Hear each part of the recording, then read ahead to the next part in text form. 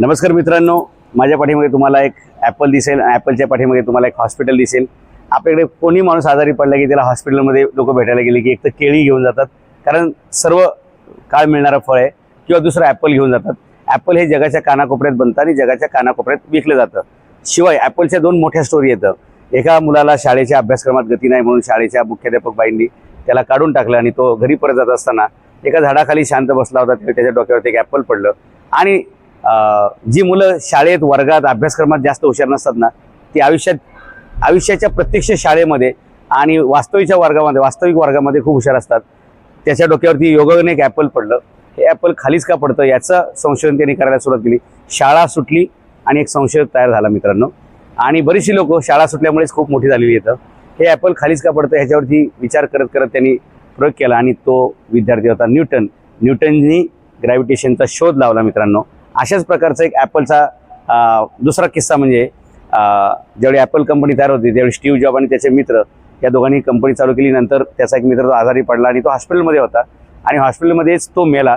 आणि शेवटचा त्यांनी जो घास खाल्ला तो एक ॲपल त्यांनी खाल्लं होतं, त्यामुळे ॲपलचं थोडंसं कोरलेलं तुम्हाला दिसतंय। ते ॲक्च्युली याचं चावलेलं आहे आणि या कंपनीला नाव काय द्यायचं, त्याने ॲपल खाल्लं म्हणून ॲपल कंपनी, आणि त्यांनी जे अर्धा ॲपल खाल्लं तोच या कंपनीचा ब्रँड झाला मित्रांनो।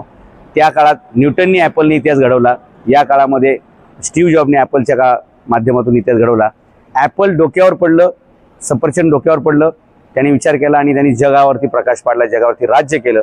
आपल्याही डोक्यावरती बऱ्याचदा ॲपल पडतं, आपल्या डोक्यावर बरंच काही पडलं, पण आपण कधी त्याचा विचार करत नाही, कारण आपल्याला विचार करायला शिकवलेलं नसते। कारण आपल्याला हे ज्यांनी शिकवायचं असते ते लोकच डोक्यावर पडलेले असतात।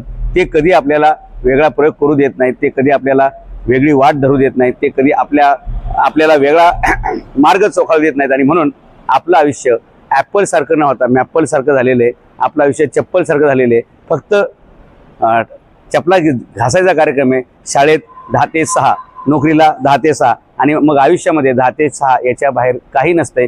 त्यामुळे चाकोरीबाईचा विचार करणं म्हणजे ॲपलची जिंदगी आहे, आणि चाकोरीच्याच आतमध्ये विचार करणं म्हणजे चप्पल घासत बसण्याचं आयुष्यभर ही भानगड आहे।